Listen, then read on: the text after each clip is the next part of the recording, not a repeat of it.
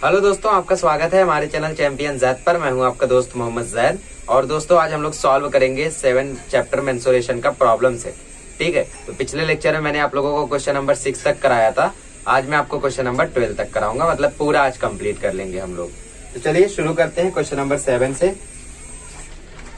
तो अगर question number 7 को मैं देखूं, आप भी रीड करिए, मैं भी रीड करता हूँ।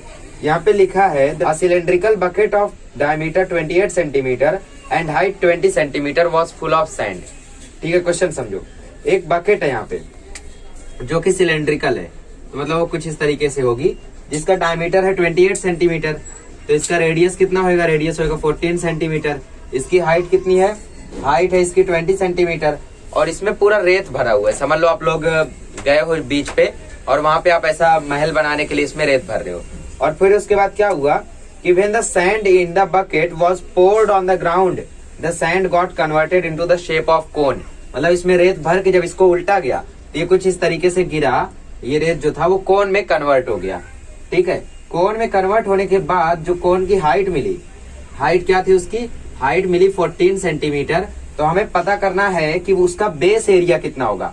हम लोग जानते हैं बेस एरिया ऑफ कोन मतलब एरिया ऑफ सर्कल, मतलब पाई आर स्क्वायर हमें फाइंड करना है। तो सबसे पहले हम लोग इसका वॉल्यूम निकालेंगे। इसका वॉल्यूम इसके वॉल्यूम के इक्वल होगा। ठीक है, तो इसका अगर हम लोगों को इसका वॉल्यूम इसके वॉल्यूम के इक्वल हो गया, हमें इसकी हाइट मालूम है, हमें इसका रेडियस हाइट दोनों मालूम है, तो इसका रेडियस मिल जाएगा। ठीक है, कहने से नहीं होगा। देखो, for a cylindrical bucket, cylindrical bucket के लिए हमारे पास जो भी है सबको लिख लो। जैसे हमारे पास हाइट है 20 सेंटीमीटर, डायमीटर है 28 सेंटीमीटर, देयरफॉर जो रेडियस है वो हो जाएगा 14 सेंटीमीटर। ठीक है, और सैंड का जो शेप है, for a cone shaped sand, यहाँ पे जो इसका हाइट है वो है 14 सेंटीमीटर। ठीक है, बेस एरिया हमें फाइंड करना है, तो हम लोग दोनों का वॉल्यूम पहले इक्वल बता देते हैं। वॉल्यूम ऑफ सिलेंडर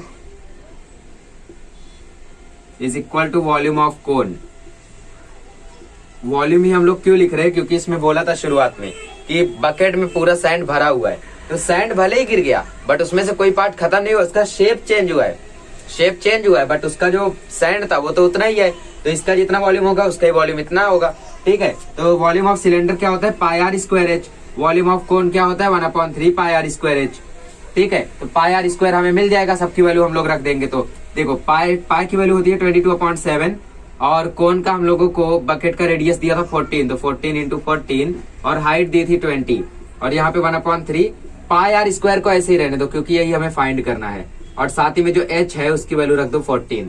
अब सबको ये साइड लेकर आओ वरना काट दो पहले। 7 2 14 और कुछ नहीं कट रहा है तो ऐसे ही रहने दो। 22 इंटू 2 इंटू 14 इंटू 20, 1/3 यहाँ आएगा तो ये हो जाएगा 3/1 और 14/1 यहाँ आएगा तो ये हो जाएगा 1/14 is equal to pi R square. देखो 14 कट गया, हमें मिला क्या? हमें मिला 23 या 60। ठीक है, 22 into 2 into 60 is equal to pi R square. 22 2 जा 44 into 60 is equal to pi R square. 44 को 60 से मल्टीप्लाई करो, 0426। ठीक है, तो 2640 is equal to pi R square. तो ये आपको आंसर मिल गया। देखो, आप लोग चाहो तो यहाँ पे पाई की वैल्यू दोबारा से रख के आप लोग पहले रेडियस फाइंड कर लो, फिर यही फाइंड करो, बट उससे अच्छा हम लोग स्मार्ट वर्क करते हैं। ठीक है, तो बेस एरिया ऑफ कोन क्या होता है? पाई आर स्क्वायर होता है, जिसकी वैल्यू हम लोगों को मिली है 2640 centimetre square. Therefore the base area of the cone, बहुत ही लॉजिकल क्वेश्चन है। ठीक है, इसमें आप लोगों का लॉजिक लगेगा बस। Of the cone is 2640 centimetre square. बस ऐसे इसको करना है। इसको कर लीजिए, फिर हम लोग करते हैं क्वेश्चन नंबर 8। आइए गाइस, अगला क्वेश्चन रीड करते हैं। अगले क्वेश्चन में बोला है radius of the metallic sphere is 9 centimetre. ठीक है, एक मेटेलिक स्फीयर है जिसका रेडियस हम लोगों को दिया है 9 सेंटीमीटर। इसका रेडियस क्या दिया है? 9 सेंटीमीटर। उसके बाद बोला गया है कि इसको पिघलाया गया और फिर एक वायर बनाया गया जिसका डायमीटर है 4 millimetre. For a cylindrical wire, लिखो फॉर अ वायर, छोड़ो। अब यहाँ पे आप लोगों को चीजों को समझना जरूरी है। जैसे यहाँ पे बोल दिया वायर, तो आप लोग ढूंढते रह जाओगे कि वायर शेप तो हमने पढ़ा ही नहीं है, वायर का वॉल्यूम क्या होता है, वायर का कवर्ड सरफेस एरिया क्या होता है।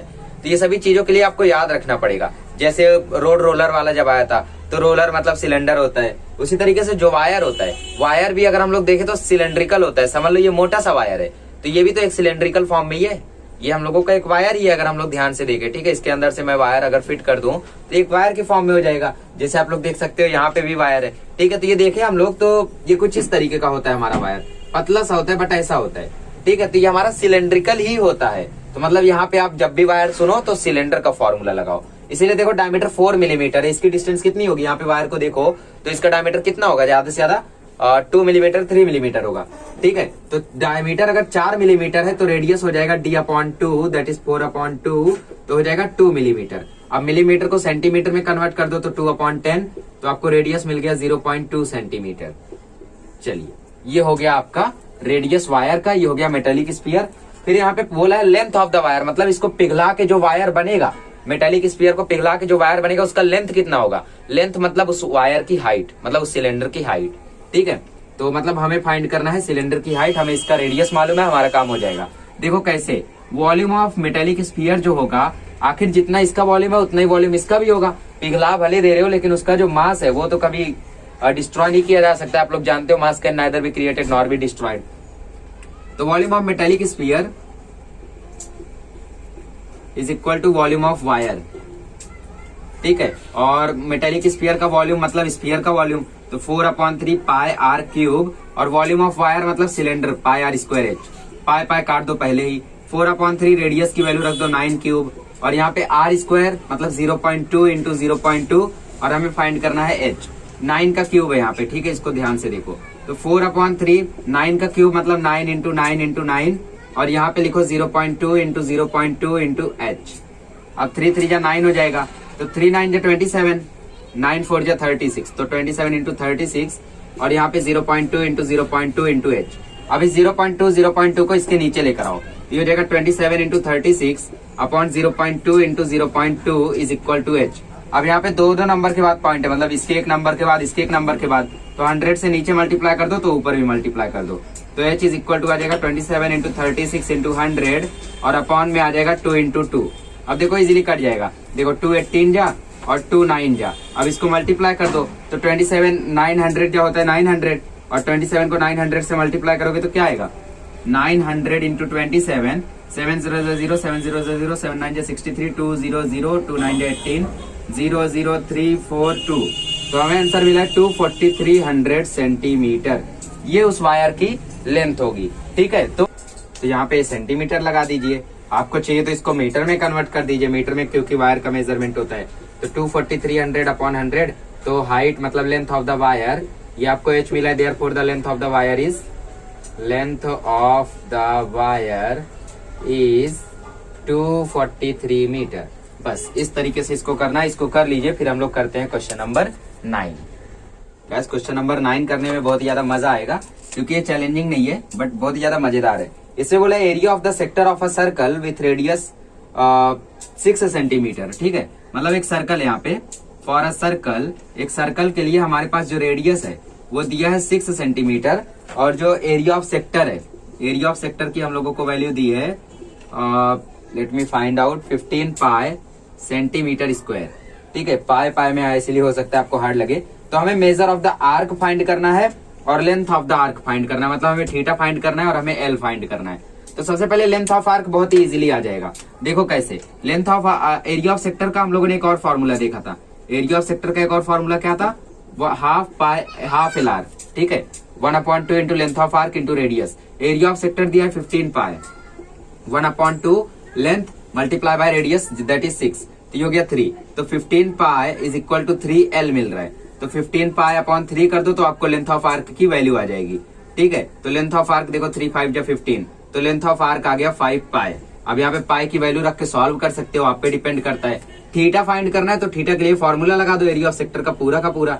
एरिया ऑफ सेक्टर का फॉर्मूला क्या होता है, theta upon 360 into pi R square. Area of sector है 15 पाई, थीटा अपॉन 360, थीटा आपको फाइंड करना है, और ये पाई और साथ ही में आर स्क्वायर मतलब 6 स्क्वायर, पाई पाई कट गया तो 15 इंटू 360 यहाँ पे मल्टीप्लाई हो गया, और साथ ही में जो 6 स्क्वायर वहां ऊपर था यहाँ आके नीचे हो जाएगा, और आपको मिल जाएगा थीटा। अभी 6 स्क्वायर को स्प्लिट कर दो, 6 का स्क्वायर 36 10 जो होता है 360, तो आपको थीटा की वैल्यू मिल जाएगी 15 इंटू 10, 15 को 10 से मल्टीप्लाई करोगे तो आंसर आ जाएगा 150 डिग्री। और साथ ही में एल का अगर आप लोग 5 इंटू 3.14 कर दो, मतलब पाई की वैल्यू रख दो, तो आप लोगों को इसका भी आंसर मिल जाएगा। 5 4 या 20, 5 1 या 5, 5 3 या 15। देखो आंसर आ गया 15.7 सेंटीमीटर। बहुत ही इजी क्वेश्चन है। कुछ बच्चे क्या गलती करेंगे, पहले थीटा निकालेंगे, फिर थीटा रख के लेंथ ऑफ आर्क वाले थीटा वाले फॉर्मूला से ये निकालेंगे, but this formula is easier than this one. Okay, so use this formula to find length of arc and after that put the area of sector and find the theta. Theta means measure of arc। जहां पे भी आपको measure of arc दिख जाए वहां समझ जाना कि आपको थीटा फाइंड करना है। चलिए 3 ही क्वेश्चन है, बहुत जल्दी हो गया सब। 10वां क्वेश्चन अब करते हैं, इसको पहले लिख लीजिए। आइएगा इस क्वेश्चन नंबर 10 करते हैं। क्वेश्चन नंबर 10 में आप लोगों को बोला है एरिया ऑफ शेडेड पोर्शन। इस शेडेड पोर्शन को अगर हम लोग देखें तो ये एक सेगमेंट है, मतलब हमें फाइंड करना है एरिया ऑफ सेगमेंट। ठीक है, यहाँ पे कुछ दिया नहीं है, यहाँ पे देखो तो एक्स दे दो। एरिया ऑफ सेगमेंट AXB हमें फाइंड करना है। तो इस सेगमेंट को फाइंड करने के लिए मुझे चाहिए R, मुझे चाहिए थीटा। ये तो यहाँ पे अगर मैं थीटा देखूं तो मेरे पास थीटा नहीं है, रेडियस है। हाँ, रेडियस यहाँ पे दिया है 8 और यहाँ पे इसकी वैल्यू दी है 4। तो ये रेडियस निकाले कैसे?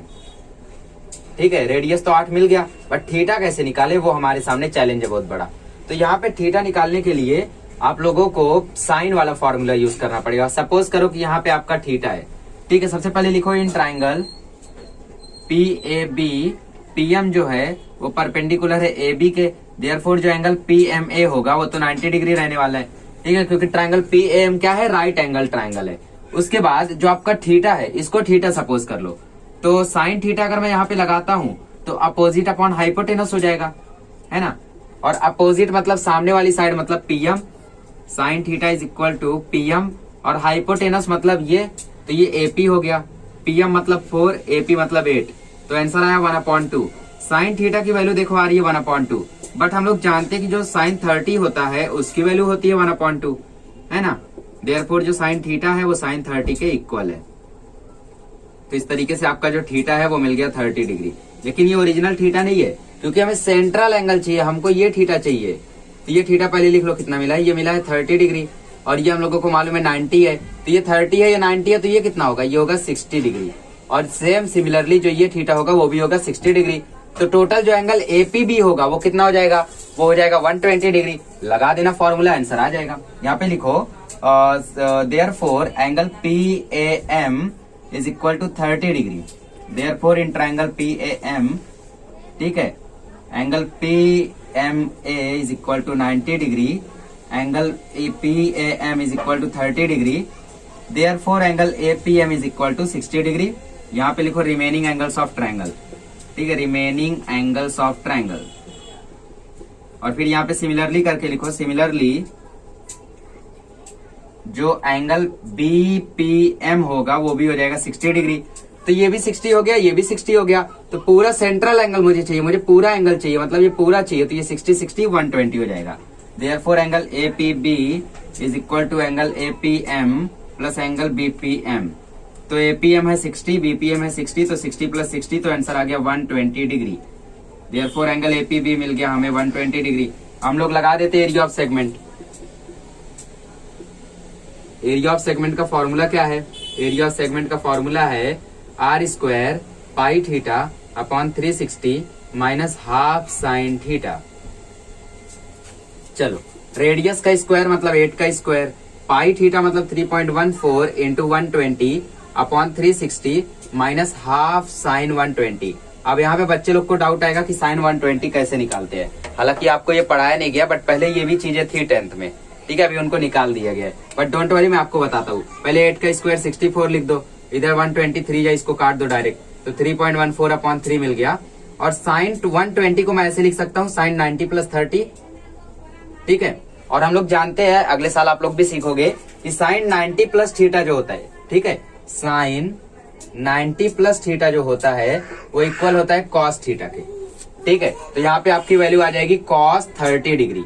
थीटा की जगह क्या है, 30 है, तो कॉस 30 आ जाएगा यहाँ पे।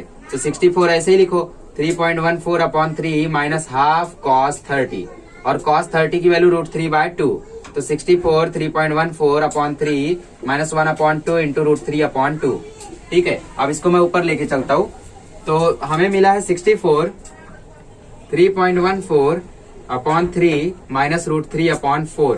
क्रॉस मल्टीप्लाई कर दो तो मिलेगा 64 3.14 से मल्टीप्लाई होगा 4, तो हमें मिल जाएगा 12.56 और ये हो जाएगा 3 इंटू 1.73, ठीक है, √3 की वैल्यू, और अपॉन में लिख लो 12 और इसको सॉल्व करो तो 64, 3 इंटू 1.73 मिलेगा 5.19, तो 12.56 माइनस 5.19 और नीचे है 12।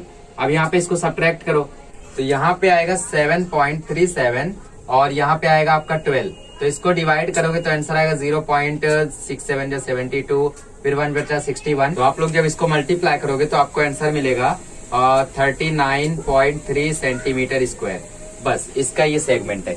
प्रॉब्लम कहाँ पे आएगी? प्रॉब्लम थीटा फाइंड करने में आएगी, जो कि मैंने फाइंड किया आप सभी के लिए। फिर आपको साइन 120 में प्रॉब्लम आएगी, जिसको मैंने बताया कि साइन 90 प्लस थीटा होता है कॉस थीटा, ठीक है। सिर्फ इसको याद रखो, अगले साल तो पूरा सीख हो गई। तो उसके बाद इसको कैलकुलेट किया तो आपको आंसर मिल गया एरिया ऑफ सेगमेंट। हालांकि अरेंज नहीं है, बट फिर भी आप लोग थोड़ा एडजस्ट करो। रुको मैं थोड़ा सा बना देता हूँ यहाँ पे।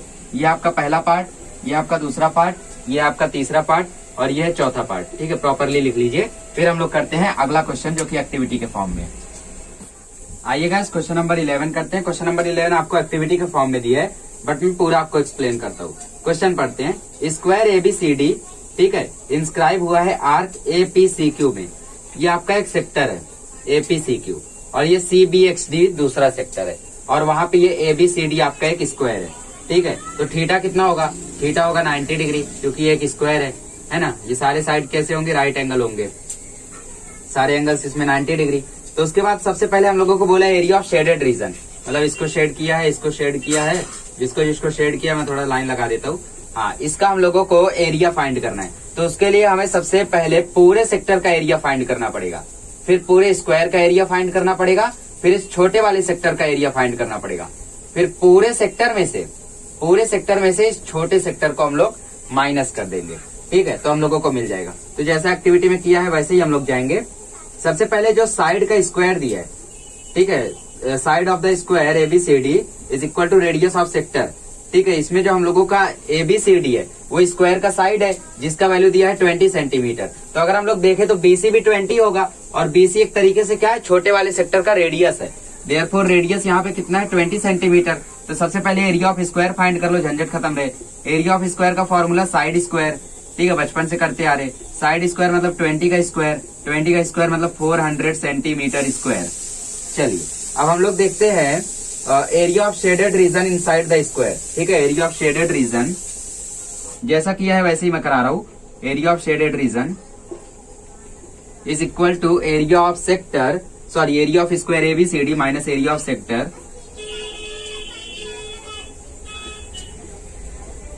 Minus area of sector CBXD। तो सबसे पहले हम लोग क्या करेंगे? पूरे स्क्वायर में से इस सेक्टर को माइनस करेंगे।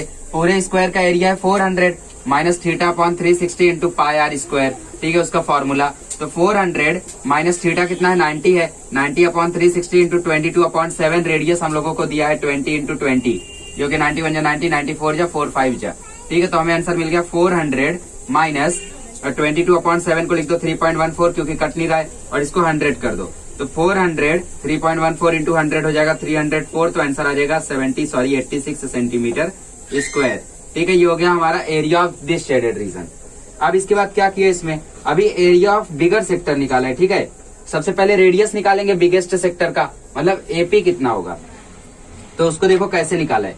Radius of biggest sector is equal to length of the diagonal, ठीक है। स्क्वायर ABCD का जो लेंथ ऑफ डायगोनल है वो इसका रेडियस के इक्वल होगा, ठीक है। तो उसको कैसे निकाला? √2 इंटू साइड, साइड कितना है 20, तो √2 से मल्टीप्लाई किया तो हम लोगों को मिल गया रेडियस ऑफ बिगर सेक्टर।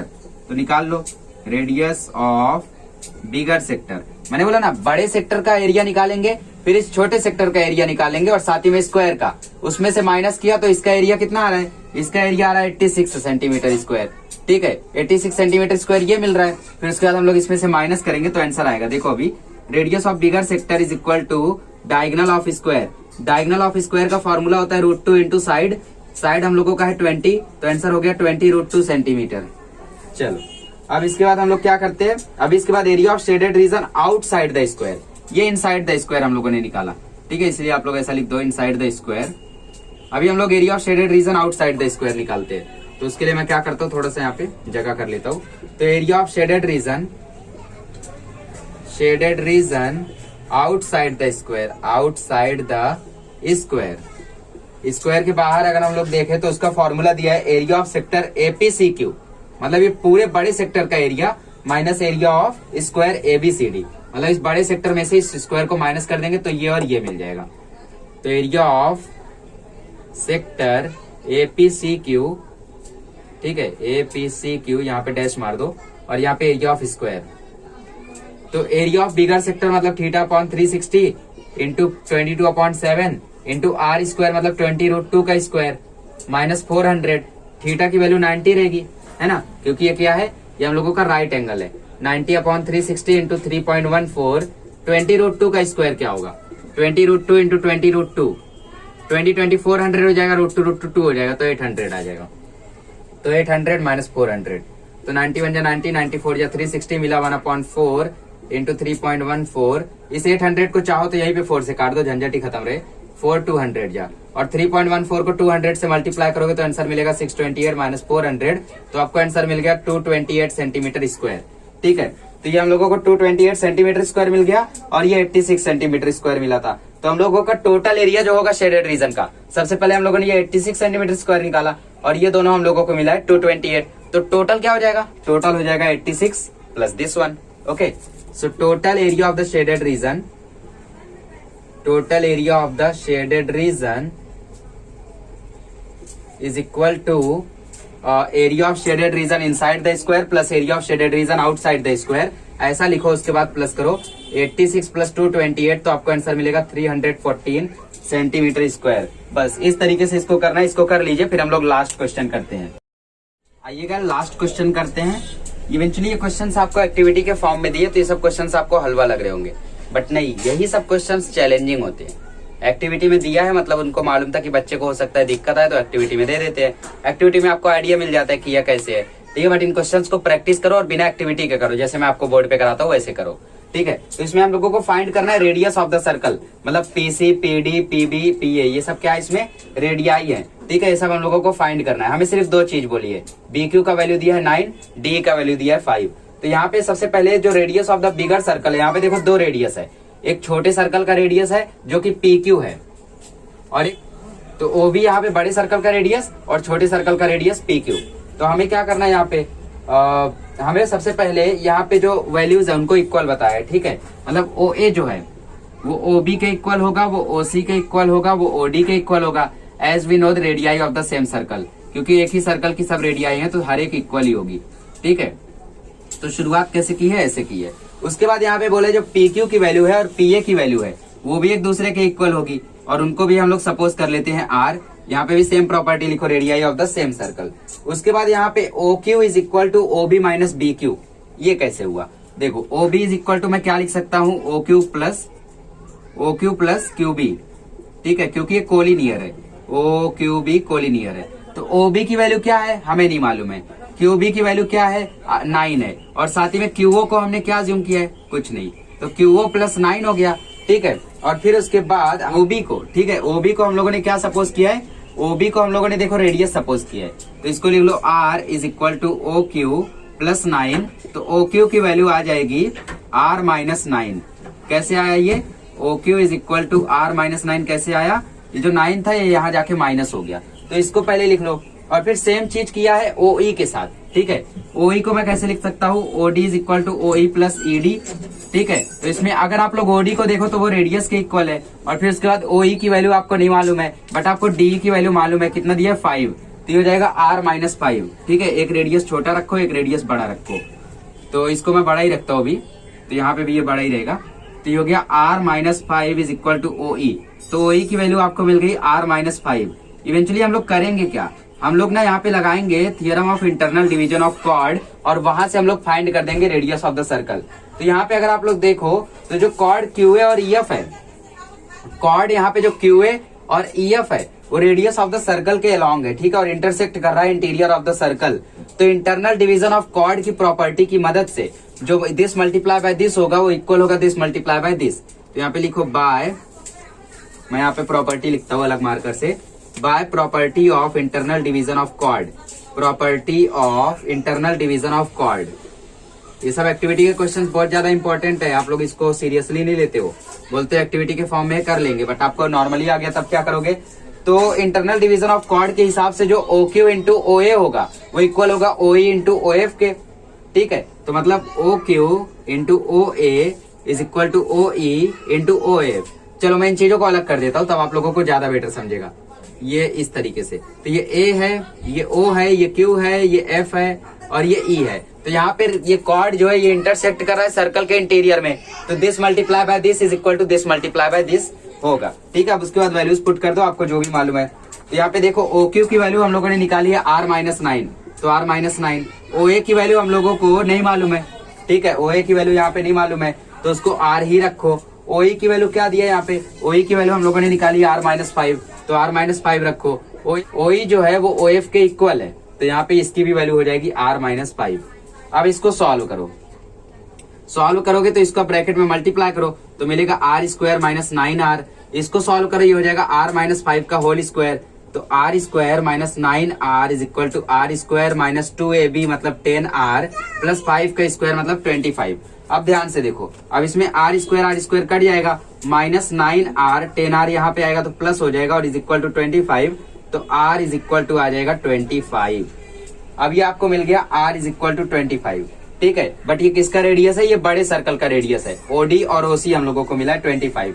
छोटे वाले का कैसे फाइंड करेंगे, छोटे वाले के लिए हमें मालूम है कि जो AQ की वैल्यू है वो डबल ऑफ रेडियस है ना, क्योंकि वो डायमीटर है।